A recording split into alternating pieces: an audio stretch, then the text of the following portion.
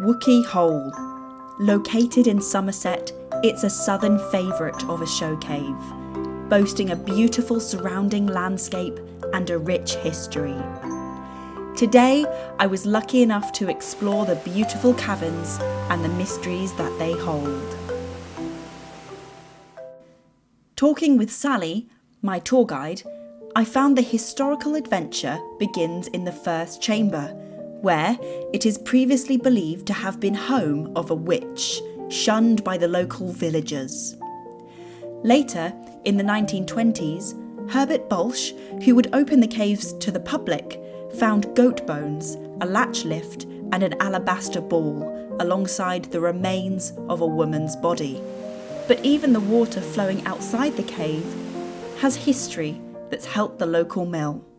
Originally a filling mill, and it was built in 1610, and then it was bought by an entrepreneur, and then from there, William Hodgkinson, he then made it into a paper mill and made paper up until about 2015 here. As I explore further into the cave, I am taken aback by its natural beauty, and am surprised to see some cavers. Groups go into Wookey Hole to explore the caverns in a more adventurous way, and it was so cool to see them on the tour.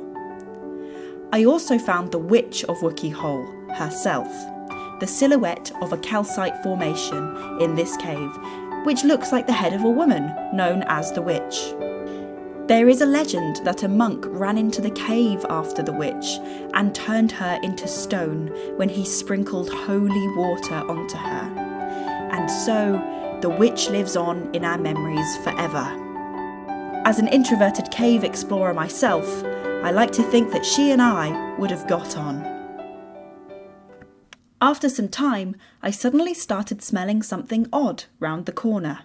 The cheese is stored in the caves because it's the perfect temperature and humidity, essentially. It stays at about 11 degrees, 10 to 11 degrees throughout the entire year, and the humidity stays at about 100, so that makes it great for maturing the cheese.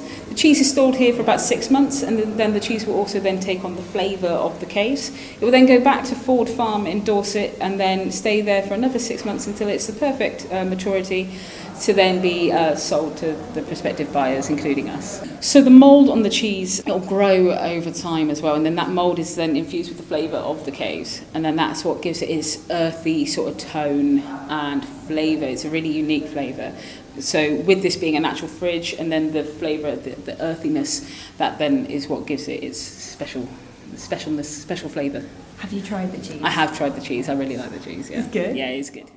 Sally, you've taken me to a cave, but what we're standing in right now doesn't really look like a cave passage to me. Can you explain what's going on here? No, so what's happened is this tunnel and some other tunnels that we've been through as well, they've all been mined down. So the tunnel towards the cheese and through the exit tunnel there, that was mined out in the 1970s to expand a little bit further. And then when the technology was right and we could come to Chamber 20, this was mined out in 2015 with explosives and detonators. And then, Chamber 20 is our newest chamber open to the public there, and we've expanded that there. It's been open for about 7 years now.